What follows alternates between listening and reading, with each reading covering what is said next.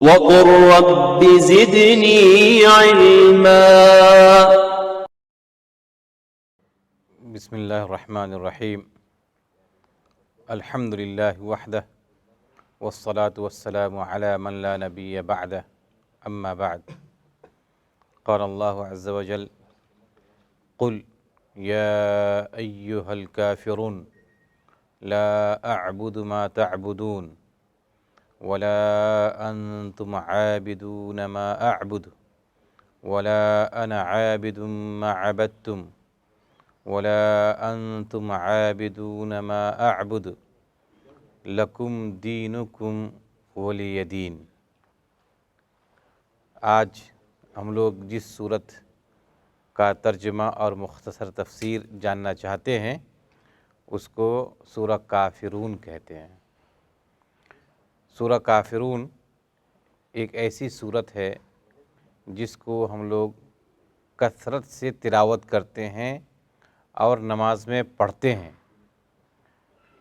تو پھر اسی مقصد سے ان چھوٹی چھوٹی صورتوں کی تفسیر شروع اس لیے کیا گیا تھا کہ ہمیں معلوم ہو کہ ہم کیا پڑھ رہے ہیں. اسی مقصد سے یہ شروع کیا گیا تھا. لہٰذا آج کے اس صورت کے اندر اللہ رب العالمین نے پیغام کیا دیا ہے اسے ہم جاننے کی کوشش کرتے ہیں. اس صورت کا ترجمہ یہ ہے کہ اللہ رب العالمین نے نبی پاک صلی اللہ علیہ وسلم کو کہا کہ اے نبی پاک صلی اللہ علیہ وسلم آپ کہہ دیجئے کہ اے کافرو، نہ میں عبادت کرتا ہوں اس کی جس کی تم عبادت کرتے ہو، نہ تم عبادت کرنے والے ہو اس کی جس کی میں عبادت کرتا ہوں، اور نہ میں عبادت کروں گا جس کی تم عبادت کرتے ہو، اور نہ تم اس کی عبادت کرنے والے ہو جس کی میں عبادت کر رہا ہوں. تمہارے لیے تمہارا دین ہے اور میرے لیے میرا دین ہے. تو یہ سورہ کافرون ہے جس کا یہ ترجمہ ہے. یہ صورت بہت ہی محترم بشان صورت ہے اور اس صورت کے اندر عقیدہ توحید کو بیان کیا گیا ہے. اصل عقیدہ توحید یہی ہے اور یہی ہم لوگوں کو یہ پیغام مل رہا ہے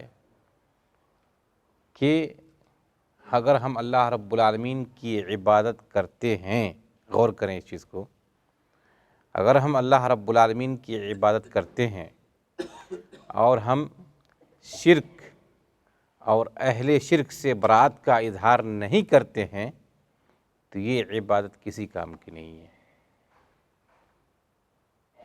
اگر کوئی عبادت کرے اللہ رب العالمین کی یا اللہ رب العالمین کی عبادت نہیں کرے،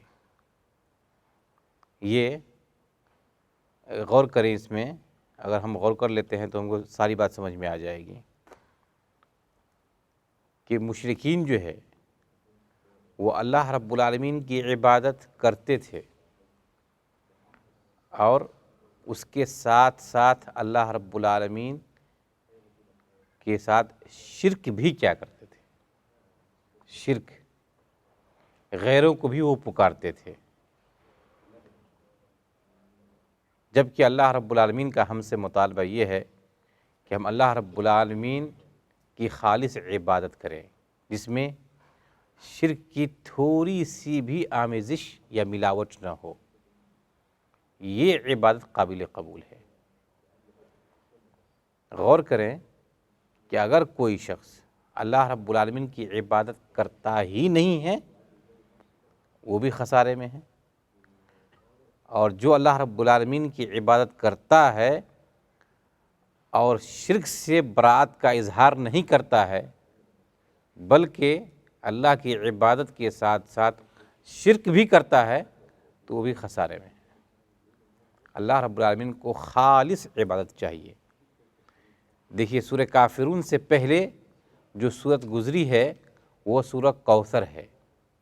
اس میں اللہ رب العالمین نے کیا کہا تھا کہ فَصَلِّ لِرَبِّكَ وَانْحَرْ، اپنے رب کے لیے آپ خالص عبادت کریں اور قربانی پیش کریں، خالص اپنے رب کے لیے آپ نماز پڑھیں۔ اور اس صورت کے اندر شرک سے اظہار برات کی تعلیم دی گئی ہے۔ تو گویا کہ اگر کوئی شخص عبادت کرے اور اللہ کی عبادت کے ساتھ ساتھ بتوں کے سامنے بھی جھکے تو پھر یہ قابل قبول نہیں ہے۔ اللہ کی عبادت بھی کرے، قبر کے سامنے جھکے، قبر کا سجدہ کرے، قبر کا طواف کرے تو یہ عبادت قابل قبول ہرگز نہیں ہے۔ اللہ کے لیے بھی بکرا ذبح کرے اور بکرا مزاروں کے پاس بھی ذبح کرے تو یہ قابل قبول نہیں ہے۔ اللہ کو وہی عبادت قبول ہے جو خالص رب کے لیے ہو۔ تو یہ بہت بڑی تعلیم دی گئی ہے قرآن کریم کی طرف سے ہمارے لیے، اور یہی مطلب لا الہ الا اللہ محمد رسول اللہ کا ہے۔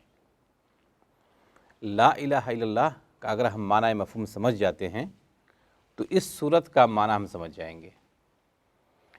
لا الہ کے اندر سب سے پہلے جتنے بھی معبودان باطلہ ہیں اس کی نفی کی تعلیم دی گئی ہے۔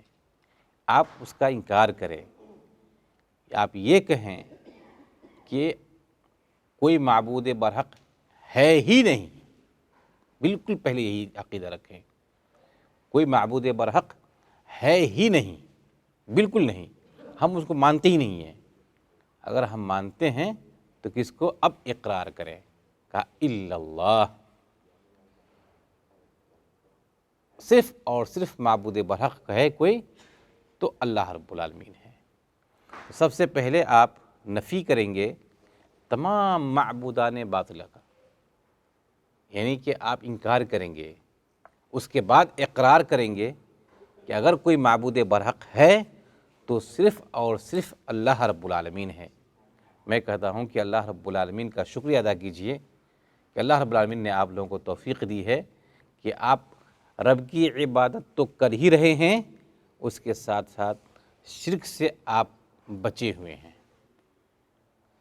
یہ شیطانی وسوسے ہیں یا پھر شیطانی شبہات ہیں جو یہ کہتے ہیں کہ ہم بطور وسیلہ کے قبر کے پاس جاتے ہیں یا بزرگوں کے مزار کے پاس ہم جاتے ہیں، یہ سارا کا سارا یہ شیطانی وسوسہ ہے۔ بس دین اسلام کا اس سے کوئی تعلق نہیں ہے، چاہے لاکھ آپ کے پاس دلیل لے کر کے آئے، لیکن شریعت کے اندر اس کی کوئی دلیل نہیں ہے۔ آپ غور کریں کہ دنیا کے اندر جتنے بھی اولیاء پائے جاتے ہیں، میں سمجھتا ہوں کہ صحابہ کرام سے بڑھ کے نہیں ہیں، صحابہ کرام سے بڑھ کے ولی نہیں ہو سکتے ہیں۔ جب ان کی قبروں کو مزار نہیں بنایا گیا تو پھر دیگر جو اولیاء موجود ہیں ان کی قبر کو مزار بنانا کہاں سے درست ہو سکتا ہے؟ لہٰذا اگر آپ چاہتے ہیں کہ آپ کی عبادت قابل قبول ہو اور آخرت میں آپ جنت میں جائیں تو صرف اور صرف اپنی عبادت کو رب کے لیے خالص کریں۔ شرک کی تھوڑی سی بھی آمیزش اس کے اندر نہیں ہونی چاہیے، بالکل صرف اور صرف خالص رب کے لیے ہو۔ اسی لیے رب نے کہا فَصَلِّ لِرَبِّكَ وَانْحَرْ، کہ اپنے رب کے لیے عبادت کریں اور قربانی کریں، بس یہی اصل تعلیم ہے اور یہی عقیدہ توحید ہے۔ میرے خیال سے آج کا یہ اہم اور بہت ہی بہترین ٹاپک یہی رہا، کیونکہ اگر آج کا ٹاپک ہم سمجھ جاتے ہیں تو آپ کی ساری عبادتیں قابل قبول ہیں۔ اگر نہیں سمجھ پائے تو زندگی بھر آپ نماز پڑھتے رہ جائیں، کوئی فائدہ نہیں ہے۔ یہاں رب کے لیے سجدہ ریز ہوں، پیشانی رب کے لیے جھکائیں، وہاں غیر اللہ کے لیے جھکائیں، کوئی فائدہ نہیں ہے۔ اگر پیشانی یہ جھکے تو صرف رب کے لیے، غیر اللہ کے لیے ہرگز ہرگز نہیں۔ اگر آپ آخرت کے اندر نجات پانا چاہتے ہیں تو دراصل یہی تعلیم ہے، اور جتنے بھی شیطانی وسوسے پیش کیے جاتے ہیں اس سے دور رہیں، کیونکہ اسلام کی اصل تعلیم وہی ہے جو اللہ رب العالمین نے دی ہے، نبی کریم صلی اللہ علیہ وسلم نے دی ہے، اور جس طریقے سے صحابہ کرام نے سمجھا ہے۔ ہمارا عقیدہ یہ ہے کہ صحابہ کرام نے جس طریقے سے دین اسلام کو سمجھا ہے کسی اور نے نہیں سمجھا ہے، لہٰذا ان لوگوں نے جیسے کیا ویسے ہم لوگ کریں گے، جس طریقے سے وہ لوگ کامیاب ہوئے انشاءاللہ ہم لوگ بھی کامیاب ہوں گے، اور یہی دین اسلام کی تعلیم ہے۔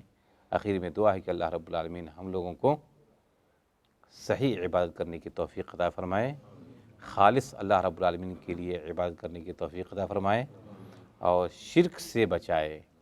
آمین۔ وآخر دعوانا ان الحمد للہ رب العالمین۔